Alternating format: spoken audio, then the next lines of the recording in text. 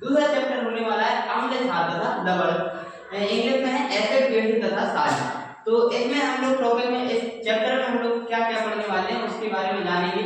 जैसे कि सबसे पहले हम अम्ल के बारे में जानेंगे कि क्षार पीएच मान उदासीनीकरण अभिक्रिया क्या कहलाती है, लवण क्या कहलाते हैं, क्रिस्टलीकरण क्या कहलाता है। जैसे कि सबसे पहला हमें पढ़ने वाला है अम्ल। हमें क्या पढ़ना है सबसे पहले अम्ल। तो हम लोग अम्ल के बारे में जानने शुरू करते हैं। तो आप लोग हमें जानते होंगे, मेरा नाम है हर्ष कुशवाहा और ये आपका चैनल एक्यूआर स्टडी पॉइंट पर आप लोगों को हर क्लास की वीडियो मिल रही है। तो आप लोग एक्यूआर स्टडी पॉइंट को सब्सक्राइब करना बिल्कुल भी ना भूलें। बाकी आज का टॉपिक हम लोग शुरू करते हैं। तो हमारा पहला टॉपिक क्या है, अम्ल। तो अम्ल क्या कहलाते हैं, अगर हम अपनी भाषा में जाने कि अम्ल क्या कहलाते हैं, तो वे पदार्थ जो स्वाद में कैसे होते हैं, खट्टे होते हैं। कैसे होते हैं, खट्टे होते हैं। वे पदार्थ जो स्वाद में खट्टे होते हैं क्या कहलाते हैं, अम्ल। अगर अपनी भाषा की बात करें तो जो स्वाद में खट्टे होते हैं वो क्या कहलाते हैं, अम्ल कहलाते हैं। जैसे कि अगर उदाहरण की बात करते जाए, हमारे आसपास क्या है, आम है। आम एक खट्टा पदार्थ, खट्टी एक चीज है, तो वो क्या है, वो क्या है, अम्ल है। जैसे कि संतरे में क्या है, अम्ल होता है। नींबू में क्या पाया जाता है, अम्ल पाया जाता है। तो अम्ल अपनी भाषा में वे पदार्थ जो खट्टे होते हैं। और अगर हम लोग जाने कि जो वे पदार्थ जो रासायनिक अभिक्रिया के बाद H+ आयन देते हैं, कौन से आयन देते हैं, H+ आयन देते हैं। कौन से आयन देते हैं, H+ आयन देते हैं।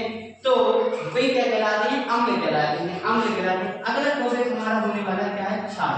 अच्छा, क्षारक क्या कहलाता है, क्षारक क्या कहलाता है कि वे पदार्थ जो स्वाद में कैसे होते हैं, कड़वे होते हैं। कैसे होते हैं, कड़वे।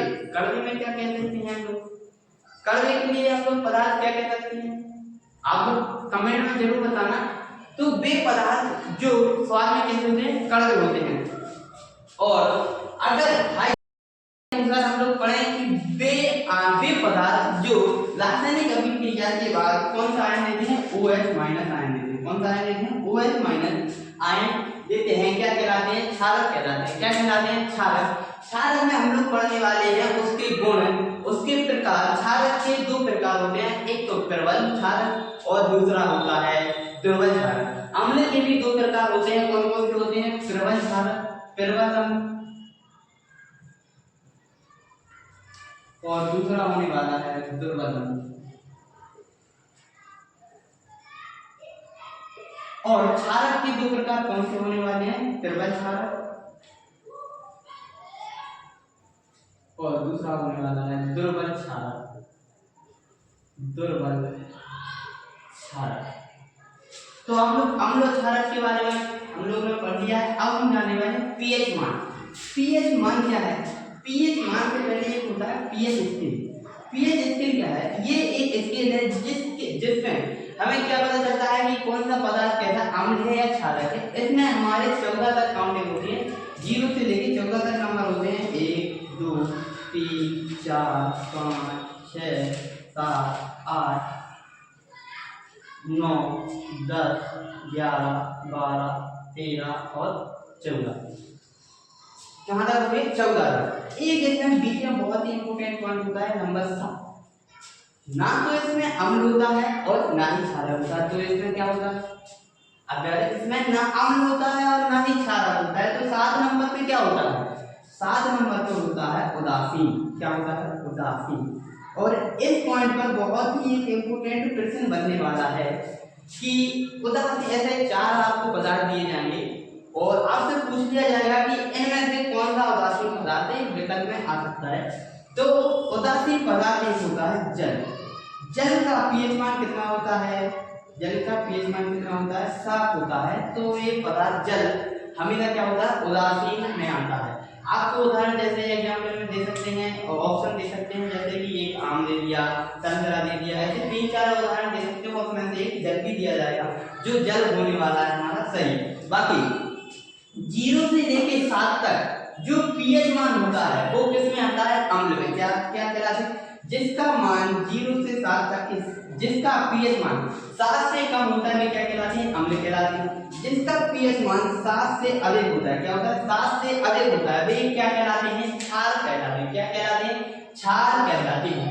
अब हम पढ़ने वाले हैं उदासीनीकरण अभिक्रिया। क्या पढ़ रहे थे, उदासीनीकरण अभिक्रिया। उदासीनीकरण अभिक्रिया क्या कहलाती है, तो वह अभिक्रिया अभिक्रिया जिसमें हम अम्ल और क्षारक की क्या कराते हैं, अभिक्रिया कराते हैं। और अभिक्रिया के बाद हमें दो चीजें प्राप्त होती हैं, एक तो क्या होता है लवण प्राप्त होता है और एक और क्या प्राप्त होता है जल। लवण के साथ क्या प्राप्त होता है जल। जैसे हम अभिक्रिया कराएं HCl की क्रिया हम NaOH से कराते हैं, NaOH से कराते हैं, NaOH से अभिक्रिया कराते हैं तो हमें क्या प्राप्त होता है, दो चीजें प्राप्त होती हैं इसमें। एक तो प्राप्त होता है NaCl और दूसरा प्राप्त होता है H2O। क्या प्राप्त होता है H2O।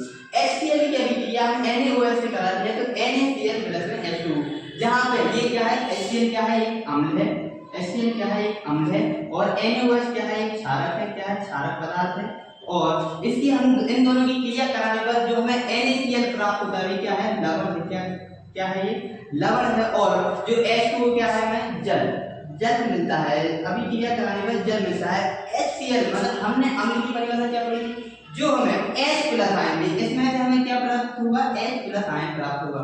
और जो OH माइनस आयन प्राप्त करता है वो क्या कहलाता है क्षारक। तो इसमें हमें क्या प्राप्त होने वाला है OH माइनस आयन प्राप्त होने वाला है। और इस अभिक्रिया को हम लोग क्या कहते हैं उदासीनीकरण अभिक्रिया कहते हैं। इस अभिक्रिया को हम लोग क्या कहते हैं उदासीनीकरण कहते हैं। और अब हम जानने वाले लवण वे पदार्थ जिसमें रसायन अम्ल तथा क्षारक की अभिक्रिया होने के बाद जो हमें पदार्थ प्राप्त होता है वह क्या कहलाता है लवण। अम्ल तथा क्षारक की अभिक्रिया कराने के बाद जो हमें पदार्थ प्राप्त होता है वो क्या कहलाता है लवण कहलाता है। ये टॉपिक बहुत ही इंपॉर्टेंट होने वाला है जिससे हम शॉर्ट में आपको जानकारी नहीं दे सकते। आपके लिए एक इसमें बहुत ही अच्छी मतलब एक पूरी वीडियो लाने वाले हैं इसके ऊपर। बाकी हमने सबके बारे में आज पढ़ लिया है।